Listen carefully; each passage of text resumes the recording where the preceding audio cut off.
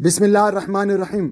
अस्सलाम वालेकुम व रहमतुल्लाहि व बरकातुहू। आप सबका ताज़ा गल्फ न्यूज़ में स्वागत है, इस्तकबाल है, वेलकम है। आप सबसे गुजारिश की जाती है हमारा स्पेशल बुलेटिन आखिर तक देखें, हमारे चैनल को लाइक करें, सब्सक्राइब करें और दूसरों से शेयर करें। इस देश में कौन सा ऐसा अपराध है, कौन से ऐसे अपराधी हैं जिनको आईपीसी के तहत अगर वो कोई अपराध कर रहे हैं तो, या किसी भी आपराधिक कानून के तहत अगर वो कोई अपराध कर रहे हैं तो बिना कोर्ट की इजाजत के किसको किसी का घर गिराने का अधिकार मिल जाता है। दूसरी बात, अगर कोई अपराधी भी है किसी भी अपराध का, तब भी किसी का घर नहीं गिराया जा सकता। उसमें कानूनन उसको जो सजा होगी या जो जुर्माना होगा वो केवल कोर्ट अनाउंस करेगी, वही उसको दंड होगा। घर गिराने का किसी को अधिकार नहीं है किसी भी आपराधिक मामले में। आरोप आप जावेद पर लगा रहे हैं और घर गिरा रहे हैं, घर जावेद के नाम नहीं, उनकी पत्नी के नाम पे है। जो व्यक्ति अपराधी है सजा उसी को मिलती है, दूसरे को नहीं मिलती। उसकी मां को नहीं मिलेगी, उसके बाप को नहीं मिलेगी, उसके बेटे बेटियों को, पति पत्नी भाई बहनों को, रिश्तेदारों को नहीं मिलेगी, सिर्फ उसी को सजा मिलेगी। आप दूसरों को सजा दे रहे हैं, तो कानून को जो है आपने अपनी रखेल बना लिया है। और क्या रह गया है? मतलब शासन प्रशासन में बैठे हुए गुंडों ने कानून को अपनी रखेल बना लिया और इस देश की अदालतें सब मर चुकी हैं, सब दफन हो चुकी हैं। तो जावेद का घर तोड़ा गया है, यह जावेद का घर नहीं टूटा, यह इस देश की सुप्रीम कोर्ट की जो बिल्डिंग है वो टूटी है।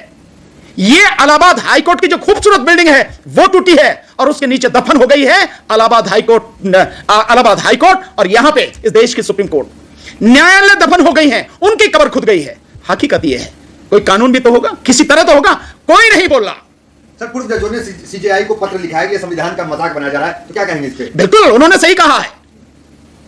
जो पूर्व जजेस हैं, कम से कम उनकी अंतरात्मा, उनका अंतर्मन तो उन्हें झकझोर रहा है और उन्हें इस बात पर, उनके अंतर्मन ने इस बात पर उनको जो है कि भाई वो चिट्ठी लिखें, कम से कम बताएं, अदालत को बताएं कि ये क्या हो रहा, मजाक बनना है, कम से कम कोई तो कार्रवाई करो। आपको बता दूं एक बड़ी मजेदार बात, इसको समझने की जरूरत है, ये कानूनी पॉइंट है, इस देश के हर किसी व्यक्ति को ये जानने की जरूरत है, जानना चाहिए, उसे समझ आना चाहिए। है क्या? देश में जो सुप्रीम कोर्ट है, सुप्रीम कोर्ट के जजेस 2400 घंटे जज हैं। केवल वो उसी समय जज नहीं होते जिस समय कोर्ट में बैठ के वो मुकदमे सुन रहे होते हैं। 2400 घंटे जज हैं वो, जहां भी खड़े हैं वही जज हैं, वही अदालत है, हर जगह जज हैं वो, जस्टिस ऑफ पीस है। संविधान ने अधिकार दिया है, सुमोटो एक्शन का अधिकार इसलिए दिया गया है हर जगह। तो अगर वो चाहें, जो 2400 घंटे जो मीडिया रखेल बनी हुई है इस सरकार की, वो मीडिया 2400 घंटे लगातार उसकी डायरेक्ट टेलीकास्ट दिखा रहा है, दुनिया को दिख रहा है। क्या किसी जज को नहीं दिखा होगा? किसी जज के अंतर्मन ने यह उसे नहीं झकझोरा कि इतना घोर अन्याय हो रहा है, कम से कम कोई कार्रवाई करे।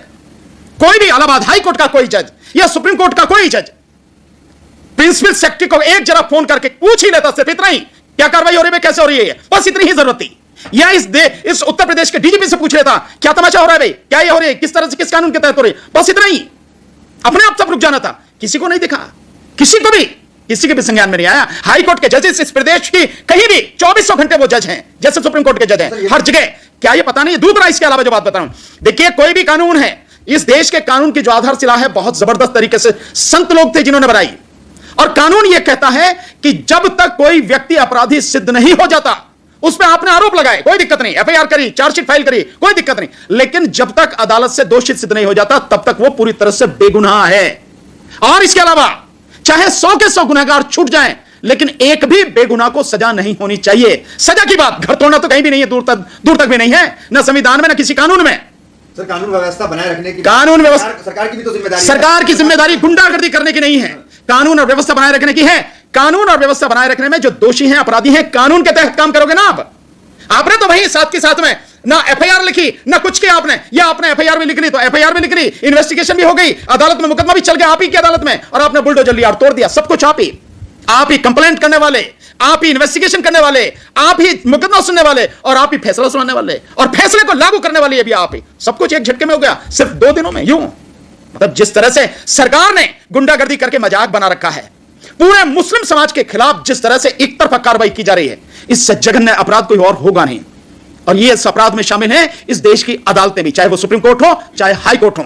शासनिक प्रशासनिक आदमियों की तो बात ही कहना क्या है, वो तो सारे के सारे एक मतलब कार्रवाई कर रहे हैं, लेकिन ऐसे कोई बता सकता तो अदालत सब के सब इसमें शामिल है। इसलिए मैं कह रहा हूं, अदालतें मर चुकी हैं और वो घर उनका नहीं टूटा। इस देश की न्यायपालिका की कब्र खुद गई, वो सब जो कल हुआ है।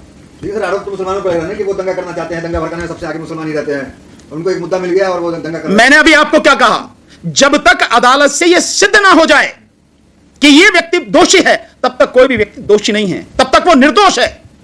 आरोप लगाना कोई बड़ी बात नहीं है। आप आरोप लगाइए, आप एफआईआर लिखिए, आप इन्वेस्टिगेशन कीजिए, सबूत सारे इकट्ठा कीजिए, अदालत में चार्जशीट फाइल कीजिए, करिए ना मुकदमा, चलने दीजिए मुकदमा, अदालत में सिद्ध होने दीजिए। और जिस दिन सिद्ध हो जाए उस दिन जो अदालत का अधिकार है, तुम्हारा अधिकार तो कभी भी नहीं है, पुलिस का अधिकार कभी नहीं है, शासन प्रशासन में बैठे हुए गुंडों का अधिकार कभी नहीं है, न किसी मुख्यमंत्री का, न मंत्री का, न किसी आईएएस आईपीएस ऑफिसर का, किसी का अधिकार नहीं। अधिकार है तो अदालत का है, अदालत सजा देगी, जो भी देगी।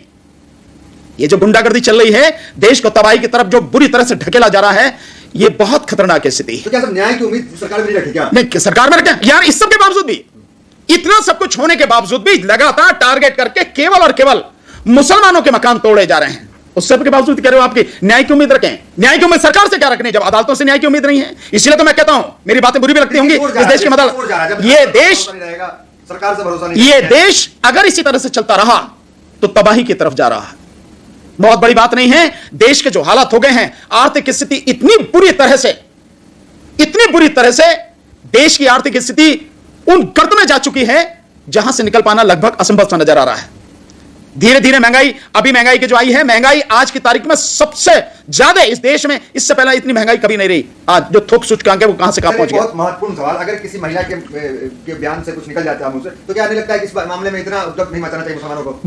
बात महिला या उसकी नहीं है, महिला या पुरुष की नहीं है, और होनी भी नहीं चाहिए। अगर महिलाएं पुरुष के बराबरी का दर्जा मांग रही हैं तो फिर उनको जो पुरुष के साथ हो रहा है, फिर उनके साथ भी होना चाहिए वही, उसी अपराध, उसी दंड के जो भागीदार वो भी हैं। अगर समानता की बात आप कर रहे हैं तो एक महिला को यह अधिकार किसने दिया है कि किसी भी धर्म के जो मुखिया हैं, ये यूं कहो कि किसी भी धर्म के जो पूज्य हैं, सबसे ज्यादा पूज्य हैं, आप उनका अपमान करेंगे बिना ऐतिहासिक तथ्यों और साक्ष्यों के? यह अधिकार किसने दिया है? चाहे कोई महिला हो या पुरुष हो, किसी को भी अधिकार किसने दिया? फांसी पे लटका दिया जाएगा, इस बयान के आधार पर। कौन कह रहा है फांसी के आधार, फांसी पे लटका दिया जाएगा? कौन कह रहा है? सड़क पे पुतले जलाना, हम ये कह रहा हूं, अच्छा सड़क पे पुतले जलना, फांसी लगना है, वेरी गुड, ये बहुत बढ़िया। आप नई मतलब पत्रकारिता मुझे सिखा रहे हैं। पुतले में फांसी का फंदा डाल करके बीच सड़क पे ये व्यक्ति का अपने अंदर का आक्रोश है जो आपको दिख रहा है। आप ये पैदा क्यों होने दे रहे हैं आक्रोश? क्यों नहीं आप कानूनी कार्रवाई कर रहे हैं? क्यों नहीं आपने जो है अभी तक उसको अरेस्ट किया? बिल्कुल, जब आप गलत मैसेज भेजोगे तो भाई, जब आप गलत मैसेज भेजोगे तो गलत मैसेज जाएगा, मैसेज तो गलत जाएगा, और बिल्कुल इसी तरह से जाता भी रहेगा। अगर सरकार बदलेगी नहीं तो सरकार एक पक्षीय कार्रवाई करेगी। आज की दुनिया में, आज के समय में छुपा रह जाएगा कोई? दुनिया भर के पत्रकार भरे हुए हैं, सब लोग कहीं कहीं से भी खोज के चीजें लाते हैं, सारी चीजें लोगों के सामने आती हैं। तो कहां तक आप करोगे? अगर आप गलत करोगे तो वो गलत भी पकड़ा जाएगा, दुनिया के मतलब सब मीडिया जो है दिखाएगा उसको। क्या प्रधानमंत्री को चुप्पी तोड़नी चाहिए, इस पे आना चाहिए? बहुत पहले छोड़नी चाहिए, बहुत पहले चुप्पी तोड़नी चाहिए थी। लेकिन मैं लिख के दे रहा हूं, इस देश के प्रधानमंत्री का नैतिक साहस पूरी तरह से मर चुका है। प्रधानमंत्री में नैतिक साहस नहीं है, गलत को गलत कह सकें, सही को सही कह सकें। प्रधानमंत्री सिर्फ जब भी कहेंगे गलत को सही कहेंगे और सही को गलत कहेंगे। झूठ बोलने में उनको महारत हासिल है, इससे ज्यादा वो कुछ नहीं करेंगे। और अभी भी एक झूठ और बड़ा मजेदार बोला, तुम पूछ नहीं रहे उस पर सवाल, बड़ा मजेदार झूठ बोला प्रधानमंत्री ने। आज ही आया ट्वीट उनका और बड़ा हल्ला मच रहा है 10 लाख नौकरियों का। जो आदमी 2 करोड़ नौकरी प्रतिवर्ष देने का वादा करके पूरे अपने 8 साल के कार्यकाल में 8 लाख नौकरियां नहीं दे सका, वो आदमी आज इतना बड़ा झूठ बोल रहा है कि आने वाले 1.5 साल में 10 लाख नौकरियां देगा। आज समझ में? यह है प्रधानमंत्री का झूठ। क्योंकि चुनाव आ रहे हैं इसी साल गुजरात में और हिमाचल में चुनाव, और फिर अगले बार कर्नाटक में, मध्य प्रदेश और आपके राजस्थान और वहां पे चुनाव है, छत्तीसगढ़ में। अब फिर आई जाना, 1.5 साल हो ही जानी है, अगले साल नवंबर दिसंबर तक 1.5 साल पूरे हो जाने हैं। सर, नुपुर शर्मा की गिरफ्तारी नहीं हुई, लेकिन भाजपा से लोग पार्टी छोड़ने लगे हैं। कोटा के जो पार्षद है वो उन्होंने पार्टी छोड़ दिया है। चलिए, हो सकता है किसी का जो है नैतिक साहस इतना रहा हो, किसी में नैतिकता बची हो, उसकी वजह से उन्होंने छोड़ दिया हो, अन्यथा ऐसी उम्मीद बहुत कम है। पर फिर भी अगर किसी ने इस नैतिक दबाव में कि यार ये जो हो रहा है गलत हो रहा है, पार्टी को छोड़ा है, तो ये एक अच्छी बात है। इससे कम से कम टिमटिमाती सी एक उम्मीद कहीं नजर आती है कि पूरी तरह से सब कुछ खत्म नहीं हुआ। बस यही बात है। जो माहौल खराब हो रहा है देश में, तो क्या अपील करें मुसलमानों से? मैं मुसलमानों से एक ही अपील करूंगा, और एक नहीं 2 अपील करूंगा आज मुसलमानों से। आपने पूछ लिया है तो मैं इसलिए कह रहा हूं। एक, जो आपकी लड़ाई का तरीका है वो लड़ाई का तरीका बदलो। जहां लड़ना चाहिए वहां लड़ो, जहां सड़क पे उतरना चाहिए वहां सड़क पे उतरो। ऐसे ही नहीं, आपको लड़ना है ईवीएम के खिलाफ। इतने दिन से हम ईवीएम की लड़ाई लड़ रहे हैं, बताओ तुम में से कौन सा उतरा साथ में हमारे? आपको समझ में नहीं आता। ईवीएम अगर नहीं हटेगी तो आप बीजेपी को नहीं हटा सकेंगे। और आज तो आप जिस तरह से ये सारी चीजें चल रही हैं, आने वाले समय में इसकी स्पीड बहुत बढ़ेगी। आज तो फिर भी अदालतें हैं, जिस दिन राजतंत्र स्थापित कर देगी भाजपा 2024 के बाद, उस दिन तो अदालतें भी खत्म हो जाएंगी। फिर किससे सिर मारोगे? फिर किस तरह का नंगा नाच होगा उसका अंदाजा भी नहीं है। इसलिए सारी लड़ाई इस बात में होनी चाहिए कि बीजेपी को हटाया जाए, सत्ता से हटाया जाए, और वो तभी हटा सकते हो जब ईवीएम को हटाओगे। उसके खिलाफ आप में से कोई लड़ने को तैयार नहीं है, केवल हल्ला मचाते हो, केवल बोलते हो फोन पे, उसके लिए लड़ने को तैयार नहीं हो। इतनी बार हमने आप सबसे रिक्वेस्ट करी है, एक बात तो लड़ाई वो लड़ो जिस लड़ाई को लड़ने की जरूरत है। पिछले 5-6 साल से लगातार अपने गुस्से को काबू में करके बैठे हो आप, 2 साल और इस गुस्से को काबू में करके बैठो, और ईवीएम के विरुद्ध जो हम कर रहे हैं उस लड़ाई में हमारा साथ दो। सिग्नेचर कैंपेन जो कर रहे हैं और जो आगे लड़ाई होनी, अभी तो हमने बताया नहीं आपको पूरी लड़ाई कैसे कैसे होगी, उसमें हमारा साथ दो। एक बात। दूसरी बात, आज तक जिन भी पार्टियों को आपने वोट दिया है उनमें से कोई पार्टी आपके साथ खड़ी नहीं है, एक भी पार्टी आपके साथ खड़ी नहीं है। कोई पार्टी ले लो, एक की नाम लेने की जरूरत नहीं है। जिन जिन को भी एक तरफा आपने वोट दिया, कोई पार्टी आपके साथ में नहीं है। एक बार मेरे साथ भानु प्रताप सिंह और उसकी पार्टी राष्ट्रीय जनहित संघर्ष पार्टी के साथ खड़े हो जाओ, उसी ताकत से जिस ताकत से औरों को साथ दिया है। मैं बताता हूं, कोई तुम्हारी तरफ आंख उठा के भी देख जाए, तुम्हारे घर तोड़ने की तो बहुत दूसरी बात है, कोई तुम्हारी तरफ आंख उठा के भी देख जाए, एक बार साथ दो मेरा।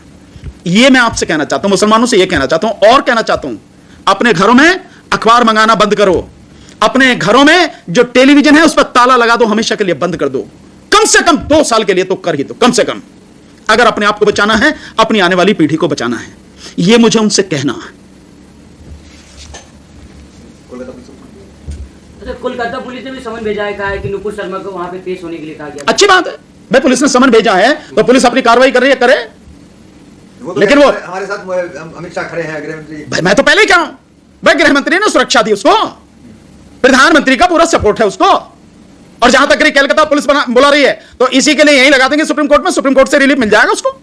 नहीं जाए कलकत्ता पुलिस के पास में, कर लो, क्या करेगी कलकत्ता पुलिस? प्रक्रिया बस उन्हीं के पास है कि और लोग भी कानून प्रक्रिया कर। कानून की प्रक्रिया की किसकी बात कर रहे हो? जब मैं आपको बता रहा हूं कि सुप्रीम कोर्ट के जजेस 2400 घंटे जज हैं, हाई कोर्ट के जजेस 2400 घंटे जज हैं, सुमोटो एक्शन लेने की पावर है उनको। किसी का भी घर मकान नहीं तोड़ा जा सकता, चाहे वो कितने भी लोगों का कातिल हो, तब भी घर नहीं तोड़ा जा सकता, मकान दुकान नहीं तोड़ी जा सकती। उसको तोड़ने का, उसको करने का एक अलग तरीका, तो उस सब के बावजूद भी खुलेआम तोड़ा जा रहा है। जब न्यायपालिका की कब्र ही खोद दी गई, जब न्याय को पूरी तरह से उसमें दफन ही कर दिया गया, वो जावेद की न्यायपालिका की बिल्डिंग टूटी है, वो supreme court Allahabad high court की बिल्डिंग टूटी है, उस सब के बावजूद भी तुम कह रहे हो कि न्याय की कोई बात है? मुझे तो लगता नहीं है कि न्याय मिलेगा। न्याय मिलता तो ये सब कुछ होता नहीं। सरेआम खुलेआम एक धर्म के लोगों को धर्म के नाम पर लगातार प्रताड़ित किया जा रहा है। किसी को भी नहीं समझ में आ रहा कि ये सब क्यों हो रहा है। कोई नहीं बोल रहा कि ये गलत हो रहा है, ये होना नहीं चाहिए। रोकने की पावर है उनको, एक झटके में रोक सकते हैं। हिम्मत ही नहीं है कि प्रशासन जरा सा भी हिल जाए। पिक्चर देखिए आपने, एक पिक्चर देखिए आपने, आरक्षण पिक्चर में जो उसके तबेला को तोड़ने जाते हैं, आखिर में ध्यान है आपको? जो अमिताभ बच्चन जिस गरीब के बच्चों को पढ़ाते हैं, तो एक व्यक्ति ने अपना जो पूरा तबेला दे दिया था, वहां पे स्कूल चलता था, कोचिंग चलता था, ट्यूशन पढ़ाते थे। वो जब उससे तोड़ने के लिए आए तो हेमा मान लीजिए उसमें उससे जो कॉलेज की मालकिन बनी है, उनको जब बुलाया गया, उन्होंने फोन करके एक फोन चीफ मिनिस्टर को किया था कि भाई ये क्या हो रहा है ये सब, तो कि मुझे पता नहीं थी, अभी बोलता हूं। उसने 1 मिनट नहीं लगी, वहीं तुरंत रुक गया वो। ये सब हकीकत में हो सकता है अगर कोई भी सुप्रीम कोर्ट के जज, कोई भी हाई कोर्ट के जज सिर्फ एक बार सिर्फ इतना सब पूछते उसको, चीफ सेक्रेटरी को या प्रिंसिपल सेक्रेटरी को या डीजीपी को, क्या हो रहा है भाई, किस कानून के तहत हो रही है, सिर्फ इतना सा पूछना था, वहीं रुक जाना था। वो किसी ने पूछा? नहीं पूछा। अंजाम आपके सामने।